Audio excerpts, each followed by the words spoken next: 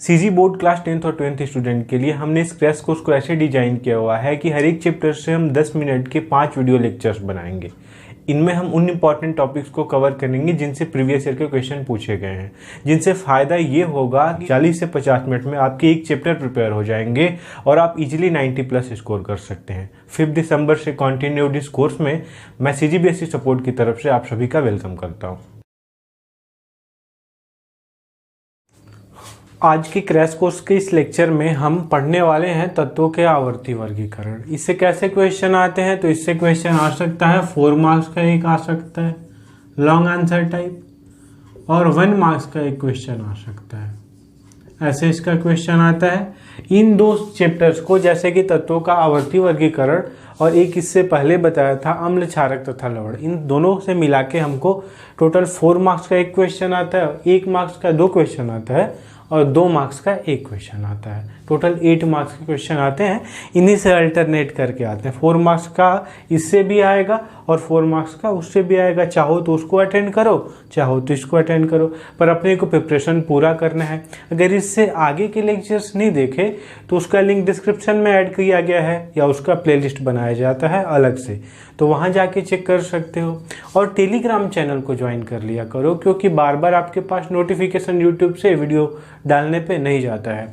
तो टेलीग्राम में आप रहोगे तो वहाँ पे पीडीएफ भी अपलोड किए जाएंगे और शेड्यूल्स भी, क्लासेज के इंपॉर्टेंट क्वेश्चंस भी डाले जाएंगे। तो टेलीग्राम में आपको सारे अपडेट्स मिलते हैं, उसका भी लिंक हमने डिस्क्रिप्शन में दिया हुआ है। तो देखो, यहाँ पे हम जो चैप्टर स्टार्ट करने वाले हैं, इसमें सबसे इम्पॉर्टेंट टॉपिक कोई हम यहाँ पे डिस्कस कर रहे हैं। छोटे लेक्चर्स में हमको 90+ स्कोर करना है। तो सबसे पहले देखते हैं तत्वों के आवर्ती वर्गीकरण। छोटा सा एक आइडिया दे देता हूँ कि हमने क्या सोचा कि तत्व हमने देखना स्टार्ट किया। तत्व नाम कैसे पड़ा, तो हमने क्या देखा नेचर में कि बहुत सारी अलग अलग तरह की चीज़ें हैं। जैसे देखो, अभी मेरा हाथ अलग दिख रहा होगा, ये देख लो किसी और चीज़ से मिल के बना है। यहाँ पे जो मैंने कपड़े यहाँ पे पहने हुए हैं ये भी अलग दिख रहे हैं। ये टी शर्ट और इसका कपड़ा अलग अलग है। तो ऐसे ही हमने दिमाग लगाना शुरू किया कि सारी चीज़ें हमको अलग अलग दिख रही थी, तो हमने सबको काटना शुरू किया धीरे धीरे। और काटते काटते बहुत छोटे लेवल पे पहुँच गए, बहुत छोटे लेवल पे पहुँच गए। तो हमने देखा कि जो चीज़ें बनी हुई हैं बहुत छोटी छोटी चीज़ों से मिल के बनी हुई हैं। हमने उन चीज़ों को और काटने की कोशिश की, पर वो चीज़ें कटी नहीं। तो हमने जो लास्ट सबसे छोटी चीज़ काटी वो दूसरी छोटी चीज़ से बिल्कुल अलग थी, जो हमने दूसरी चीज़ की काटी थी। बात समझ में आ रही है? तो हमने ऐसी जितनी भी छोटी छोटी चीज़ें जो एक दूसरे से अलग थी, सबका नाम तत्व दे दिया। अब बहुत सारे तत्व हमारे सामने आ गए, बहुत सारे तत्व आ गए, तो उनको अब अलग अलग उनकी कुछ में से कुछ ऐसे तत्व थे जिनकी कुछ कुछ प्रॉपर्टी, कुछ कुछ गुण एक जैसे मिलते थे, और उनके जो गुण आपस में मिलते थे, ऐसे तत्वों को हमने एक साथ रख दिया। जैसे स्कूल में डिवाइड किया जाता है कि ये अच्छे बच्चे हैं क्लास के, ए ग्रेड वाले, ये बी ग्रेड वाले, ये सी ग्रेड वाले। तो ऐसे ही हमने स्टडी को इजी बनाने के लिए उनका ग्रुपिंग करना स्टार्ट कर दिया कि कुछ तत्व को ऐसे रख देंगे, कुछ तत्व को ऐसे रख देंगे, जो एक एक गुण के मिलते जाते हैं उनको एक ग्रुप में हम रखते जाएंगे, जिनका नाम समूह या वर्ग हम रखेंगे। ऐसा किया, और ये हम क्या कर रहे हैं, तत्वों का वर्गीकरण कर रहे हैं, अलग अलग ग्रुप में रख रहे हैं। तो यहाँ से सारी चीज़ें शुरू हुई तत्वों के बारे में जानकारी के लिए। तो सबसे पहला वर्गीकरण किसने किया? डॉबर्नियर ने किया। डॉबर्नियर ने क्या किया कि एक समूह बनाया, यहाँ पे 3 समूह बनाए इन्होंने, और हर एक समूह में 3-3 जो तत्व थे उनको रखा। अब ये तत्व इन्होंने कैसे रखा था, तो तत्वों का जो वजन होता था, जो उसका द्रव्यमान होता था, उसके बेस पे रखा था। जो सबसे कम भारी होगा, जो सबसे हल्का तत्व होगा, उसको उस ग्रुप में सबसे पहले रखे थे। यहाँ पे दिखाया जा रहा होगा, मैंने स्क्रीन पे इमेज बार बार लगा दूंगा जो भी चीज़ें एक्सप्लेन करूँगा। तो सबसे पहला तत्व जो इन्होंने रखा उसका वजन बहुत कम था।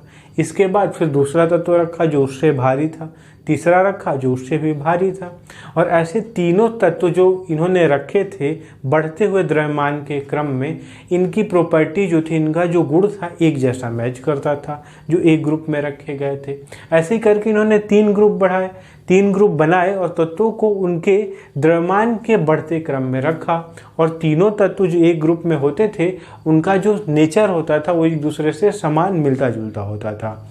तो इनको त्रिक नियम बोला गया। क्यों? क्योंकि तीन ही तत्व अवेलेबल थे एक ग्रुप में।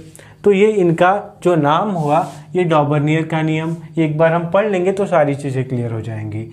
डॉबर्नियर ने एक समान गुण वाले तत्वों को 3-3 के समूह में परमाणु भार के बढ़ते क्रम में व्यवस्थित किया। हर एक परमाणु का भार बढ़ता जाता था तो उसको उसमें रखते जाते थे, ज़्यादा वाले को नीचे रखते जाते थे। इनके अनुसार बीच के तत्वों का परमाणु भार शेष 2 तत्वों के परमाणु भार का लगभग औसत है। इस बात को समझो, जैसे इन्होंने 2 को रखा, 3 तत्वों को लिया, 1 को, 2 को और 3 को, ठीक है ना। इनका परमाणु भार एक पहले वाले का 1 है, दूसरे वाले का 2, तीसरे वाले का 3। इन्होंने कैसे रखा था कि पहले और तीसरे वाले का औसत निकालेंगे। 2 है तो 2 से डिवाइड करना पड़ेगा औसत निकालने के लिए, तो दूसरे वाले के लगभग बराबर आता था इसका भार। तो दूसरे वाले का लगभग बराबर आया, 2, दोनों में 2 आया। इन्होंने अलग अलग रखा था। तो ऐसे इन्होंने इसको अरेंज किया था कि पहले और तीसरे वाले का औसत निकाला जाए भार का, तो जो बीच वाला रहे उसके औसत उसके भार के लगभग बराबर आए। तो इनके नियम की खासियत थी। कुछ दोष भी थे, अभी हम देख ले रहे हैं इसमें कि दोष क्या थे कि बहुत सारे तत्व ज्ञात थे उस टाइम पे, लेकिन इन्होंने 3, 3, 6, 3, 9 3 ग्रुप बनाए और हर एक में 3-3 को रखा। तो बस 9 को ही इन्होंने एक्सप्लेन कर पे आया। 9 ही इनके रूल को फॉलो करते थे तत्व, और कोई फॉलो नहीं करते थे। तो ये सबसे बड़ा दोष था। इसके बाद जो वर्गीकरण था थोड़ा और आगे पहुंचा और एक साइंटिस्ट है न्यूलैंड। इन्होंने क्या किया, इन्होंने भी तत्वों को वर्गीकृत करना शुरू किया। और इन्होंने कैसे किया कि एक जो ग्रुप था उसमें कितने तत्व को रखे, 8 तत्व को रखे। और इन्होंने ऐसा वर्गीकृत किया कि इनमें भी जो तत्व थे, जो पहला वाला था उसका द्रव्यमान सबसे कम था, दूसरे वाले का उससे ज़्यादा, तीसरे वाले का उससे ज़्यादा। और हर एक ग्रुप में वही तत्व रखे गए थे जिनका जो नेचर था, जिनके जो गुण थे वो एक दूसरे से मिलते जुलते थे। तो ऐसे इन्होंने रखा। और ऐसे रखा तो इन्होंने कितना बनाया था, 8 बनाए थे ग्रुप को। तो देखो यहाँ पे सीधी सी चीज़ आती थी कि इन्होंने इससे कैसे रिलेट किया, किस चीज़ से रिलेट किया था। तो 8 नोट्स होते हैं म्यूजिक में, संगीत में 8 नोट्स होते हैं, जैसे सारे, सा, रे, गा, मा, पा, धा, नी, सा। तो इसलिए 8 नोट्स होते हैं और इन्होंने 8 चीज़ें बनाई, इसलिए इनके जो लॉ था उसका नाम अष्टक नियम कर दिया। समझ में आ रही है बात? इनका अष्टक नियम बोला जाता है। क्यों? क्योंकि संगीत के नोट से उसकी तुलना इनकी की जाती थी, इन्होंने भी किया था। तो इन्होंने भी वैसे ही सेम रखा था जैसे डॉबर्नियर ने रखा था, लेकिन इनमें तत्व ज़्यादा हो गए थे, इन्होंने 8 बनाया था। अब जैसे पहला तत्व हमारा जो आता था वो जैसे एक लिथियम ले लेते हैं। तो लिथियम जो है स्क्रीन पे दिख रहा होगा, लिथियम से हम 8 गिनते हैं, लिथियम को लेते हुए 1, 2, 3, 4, 5, 6, 7, 8। तो 8वें नंबर पे क्या आता है, सोडियम। तो लिथियम और सोडियम की जो प्रॉपर्टी होनी चाहिए वो सिमिलर होनी चाहिए। इनके नियम के अनुसार इन्होंने ऐसे ही इस टेबल को बनाया था कि आने वाला हर 8वां तत्व जहाँ से हम गिनती स्टार्ट करते हैं पहले तत्व से, उसकी प्रॉपर्टी को ये रिजेंबल करेगा, दोहराएगा। जैसे फ्लोरीन से हम स्टार्ट करते हैं यहाँ पे, तो क्लोरीन तक पहुँचेंगे तो हमारी 8 गिनती पूरी होगी और फ्लोरीन और क्लोरीन की जो क्वालिटी होगी वो सेम होगी। बहुत सारे तत्व इनके नियम को फॉलो करते थे, लेकिन बहुत सारी चीज़ें ऐसी हुई जहाँ पे इन्होंने गलती भी की। गलती क्या की, इन्होंने ट्राई किया बनाने का, तो उसको हम दोष बोलते हैं। तो देख लेते हैं वो क्या है। ये तुलना तो हमने समझ ली न्यूलैंड का नियम का, कि अष्टक नियम इसको क्यों बोलते हैं, कैसे कैसे नाम पड़ा। दोष इन्होंने क्या देखा, उसमें किया था कि कोबाल्ट और निकल को साथ रखा था समान गुण के, लेकिन जो आयरन था, लोहा, जो कि कोबाल्ट निकल सब मेटल है, आयरन भी मेटल है, लेकिन आयरन को अलग कर दिया। देखो इस ग्रुप में जो मैं यहाँ पे लगाया हूँ, उनको तो साथ रखना चाहिए था, एक समान गुण के हैं, लेकिन अलग कर दिया। किसको साथ रख दिया, दूसरे में देखो फ्लोरीन को साथ रख दिया। फ्लोरीन एक गैस है और निकल और कोबाल्ट तो मेटल्स है, तो ये दोनों एक दूसरे से कैसे समान हो सकते हैं। तो दूसरा दोषियों ने ये निकला। तीसरा कि देखो अब हम यहाँ से जैसे ही आगे बढ़ेंगे तो हमको कैल्शियम दिखता है, तो कैल्शियम तक ही इनका रूल फॉलो होता था। कैल्शियम के बाद अगर हम पहुंचते थे तो वो जो प्रॉपर्टी होती थी कि सिमिलैरिटी वाली, कि हर 8वें तत्व का जो गुण होगा वो समान होगा, वो नहीं हो पाता था। इसलिए इनका नियम भी यहाँ पे फेल कर गया। तो आगे हम बहुत सारे नियमों को पढ़ने वाले हैं इस चैप्टर में। ये मोस्ट इम्पॉर्टेंट यहाँ पे थे। अच्छा, अब एक और चीज़ देख लो, इसमें कैसे क्वेश्चन पूछा जाता है। इसमें पूछा जाता है कि डॉबर्नियर का जो त्रिक वाला ये है, इन्होंने एक टेबल बनाया था जो स्क्रीन पे अभी मैं तुमको दिखा रहा हूँ। इसमें तुम देख रहे होगे कि एक टेबल था जिसमें लिथियम, सोडियम और पोटेशियम, ये टेबल था।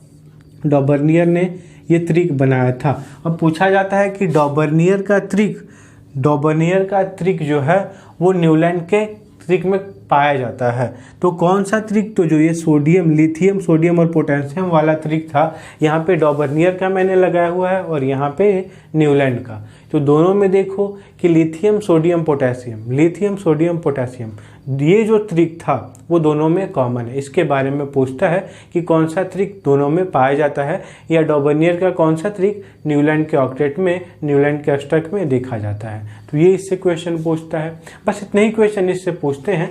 आगे आने वाले टॉपिक्स अगले वीडियो लेक्चर्स में कवर होंगे। टेलीग्राम ग्रुप ज्वाइन कर लो, 90+ हम इजीली स्कोर कर पाएंगे। इंपॉर्टेंट टॉपिक्स के सारे लेक्चर को कवर करो, वीडियोज को शेयर किया करो। वीडियो देखने के लिए बहुत बहुत थैंक यू। मिलता हूं अगले वीडियो में।